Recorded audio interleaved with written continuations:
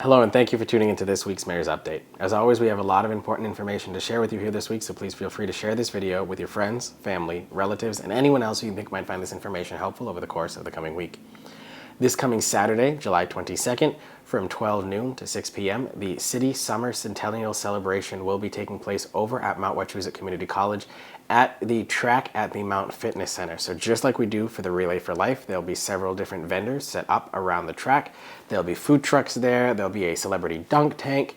There'll be a lot that's happening over there. And I want to thank our Centennial Celebration Committee, especially Teresa Thompson from the committee, for putting this event on. And I'm really looking forward to seeing how this event will really kick off and really continue our centennial celebrations that we have here in Gardner. With that, we do want to remind people that registrations are still open for the September 17th Centennial Celebration Parade that will take place from Elm Street School to Waterford Street School in that afternoon. Setup is at 12 noon and step off is at 1 p.m. for that parade. So if you are interested in signing up for the parade, please contact the Centennial Celebration Committee and they'll be sure to get you all of the information that you need.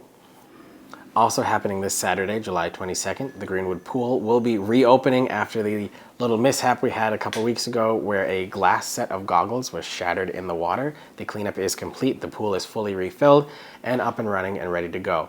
Hopefully within the next week or two, we'll get the spray park back up and running there too. But again, our first priority was the safety of the pool and the filtration system and getting that up and running. And now we'll be able to refocus our efforts on the spray park and splash pad that is out there. While you're in that area, we do highly suggest, really do check out that Park Street Park and the new extension of the bike path. It really does look nice and it was paved this past week. So it's gonna be something really nice for people to see.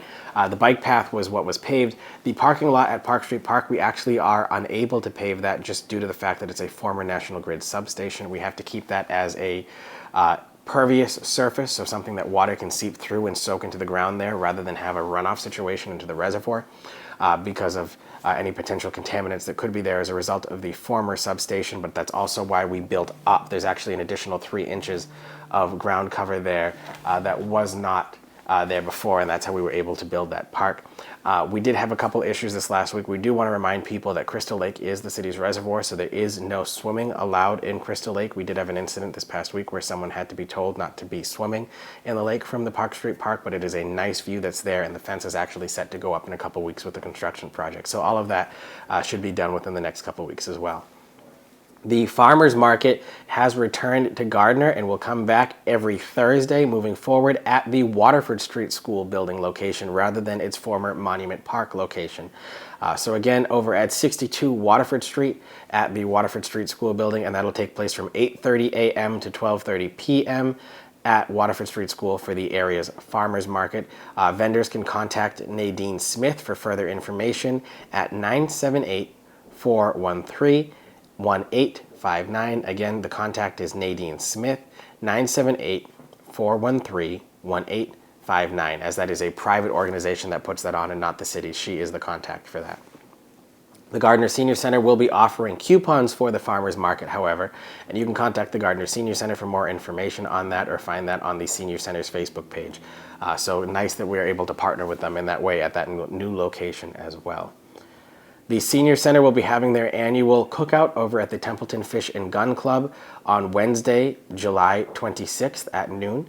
If you would like a ticket to that event, please contact Mike Ellis or any of the staff at the Gardner Senior Center for further information on how to purchase a ticket, how to get involved in that, and how to register for the event as well. Thank you very much to our staff at the Gardner Senior Center for putting these events on every year, and this is open to anyone who is able to use the Senior Center. The Community Input Survey has been released. This is an annual survey done out by the Gardner Cultural Council as part of our coordination with the Massachusetts Cultural Council.